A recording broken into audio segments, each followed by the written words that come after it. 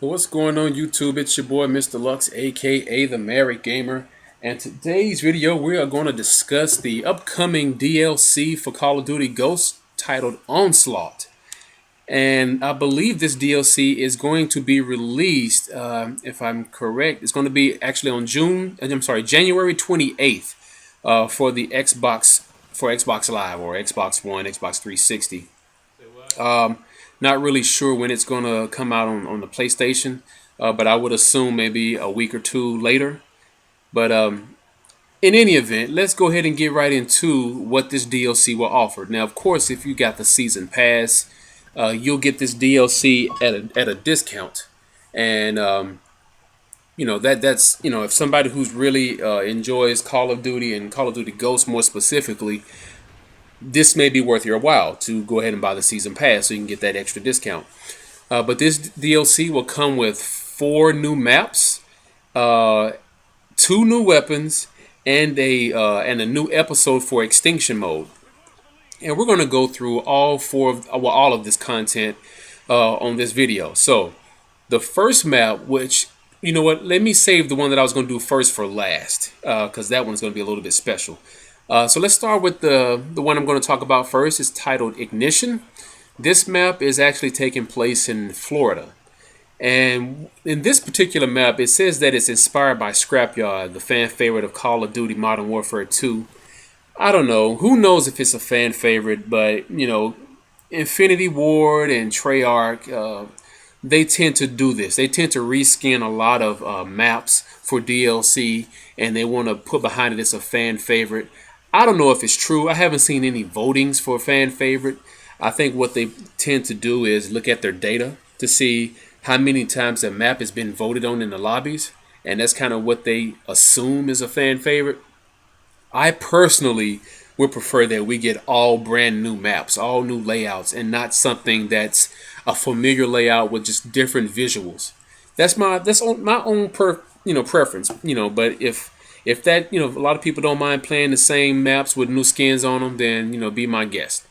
But anyway, it says that Ignition drops players into an aging space launch facility with rockets crash landing into an area of operations. Players must be ready for fast run-and-gun combat, leveraging the environment's debris fields and exposed fuselage for cover.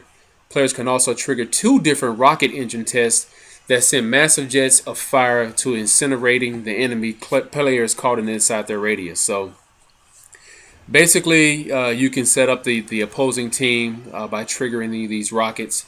And I think that's kind of like a current ongoing theme we're going to see with Call of Duty and the maps that they have. They want to have these maps to be dynamic and have them to be more than just structures and routes. They want them to have some sort of purpose.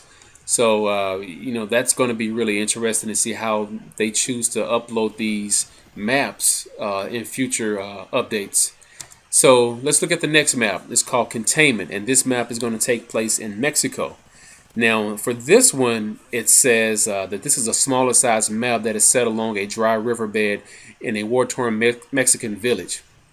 It says at the heart of the map, there's a small bridge with a truck containing leaking radioactive material. That's not good. A myriad of abandoned bars, cafes, a church, and pool hall provide strong close quarters combat opportunities, while the elevated rooftop and open riverbed offer advantage points to players who prefer long-range engagements. So, in looking at that, this map can satisfy both playstyles, close combat and open range. So we'll see how this map plays once we actually get it in our hands.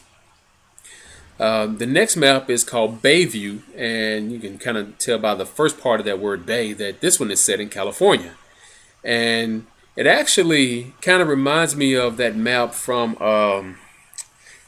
I want to say, was it in Black Ops 2? I'm not sure the name of the map, but it was one that's set up in like an amusement park. Not the abandoned one that we know of in the first Black Ops, but there was an amusement park one, like it was on I guess it's the Santa Monica Pier. Well, anyway, so this one says, set on a coastal Californian boardwalk. Bayview is a small, fast-paced run-and-gun map complete with quaint trolley bus providing cover, transports, and even a handy moving platform for cleverly placed sentry guns, and other kill streaks. And look out for the deadly strikes called in from a naval destroyer anchored offshore. So it sounds like there's going to be something dynamic in this map as well that may not necessarily be triggered from the players. Maybe just an occurrence that may happen in the map. Kind of like on the map Trimmer, where randomly throughout the gameplay the map would just start shaking or tremoring. So it may be something like that. Now, for the map that I wanted to save for last, I'll give you a sample of. Well, I'll give you a sample in just a minute. But this map is called Fog. Location in this map is classified. So this says this small to medium-sized map drops you into a dark and eerie campsite set along a fog-shrouded lake. You'll find twisting caves, tall grass, and seemingly abandoned structures, each providing different gameplay engagements for all types of players. Inspired by classic horror films and terrifying encounters, Fog also harbors a dark secret. So, this is an interesting map, and especially when it says it's inspired by horror films and it has a dark secret. So, do you want to know what that dark secret is? Oh, you do? Okay, well, here it goes. Yeah, so of course, this map is actually going to have Michael Myers in it.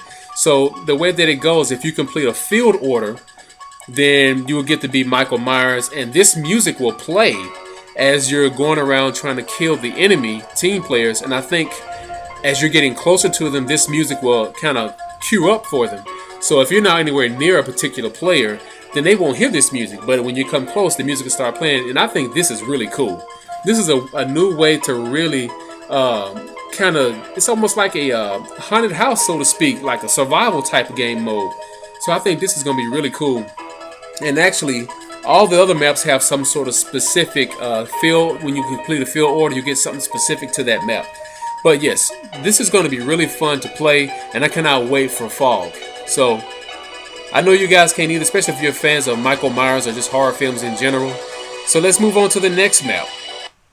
The next map is Extinction, which is this is actually episode 1 of the Extinction mode.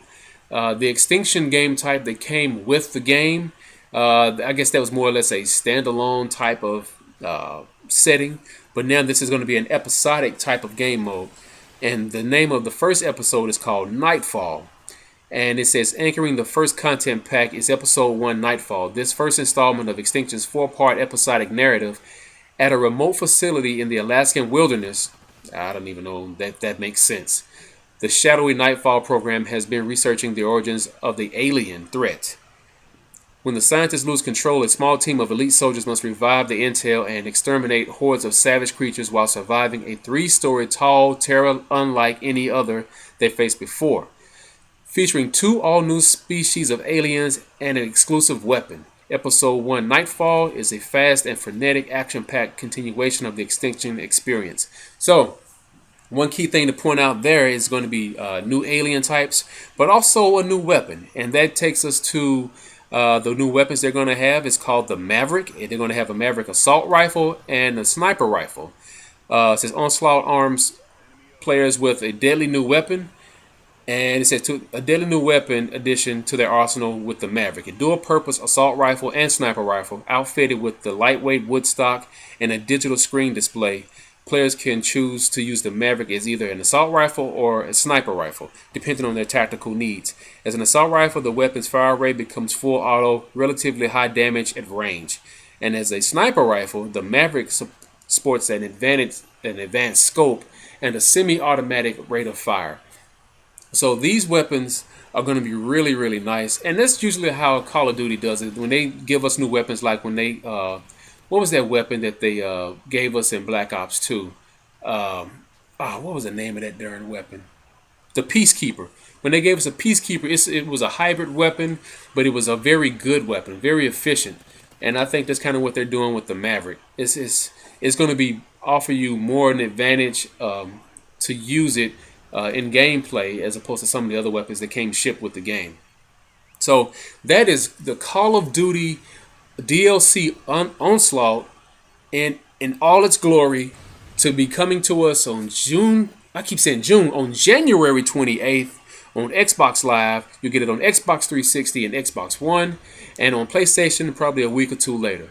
But I hope you guys enjoyed this video, and until next time, it's your boy, Mr. Lux, aka the Merry Gamer, aka the Below Average Gamer, and I am out. Peace.